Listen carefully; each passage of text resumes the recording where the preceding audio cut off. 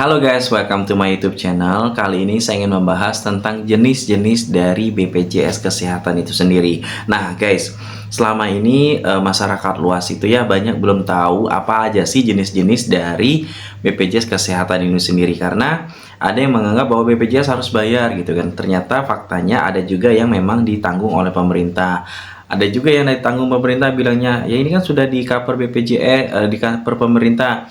Tetapi kalau kalian sebagai pekerja dan itu juga di cover oleh perusahaan, jadi perusahaan yang membayar. Sebenarnya sih dari gaji kita ya dipotong untuk membayar iuran dari BPJS Kesehatan sendiri. Nah, jadi ada banyak sekali segmen-segmen dari BPJS ini sendiri ya, atau jenis-jenis dari BPJS ini sendiri ya.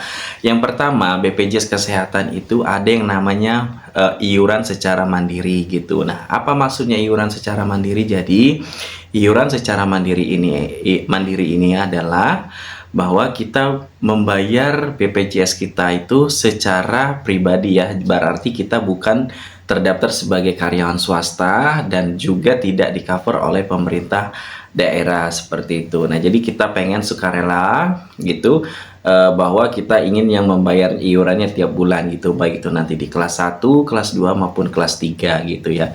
Terserah gitu mau apa? Mau kita mau untuk untuk di kelasnya gitu, tetapi segmennya berarti kita memilih secara mandiri gitu.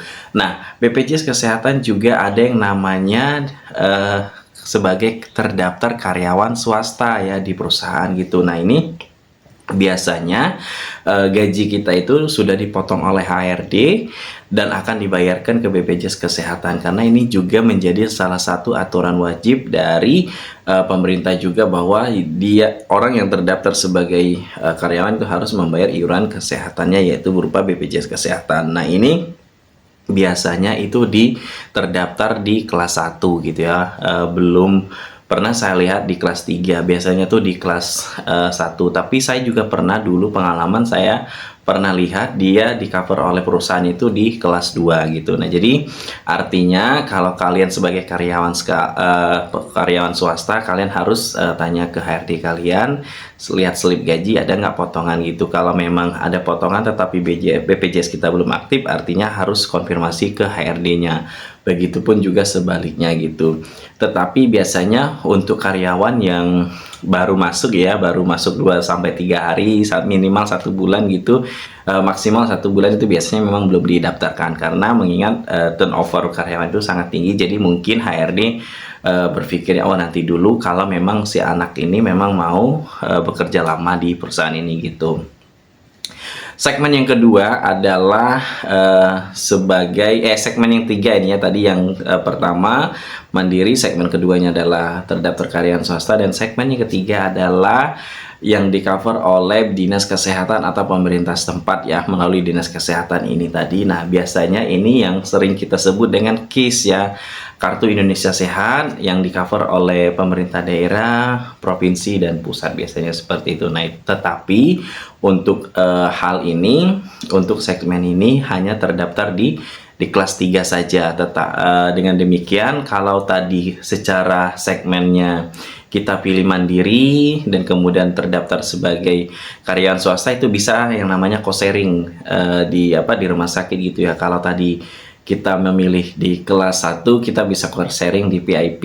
Co-sharing itu apa maksudnya? Menambah biaya untuk naik kelas gitu.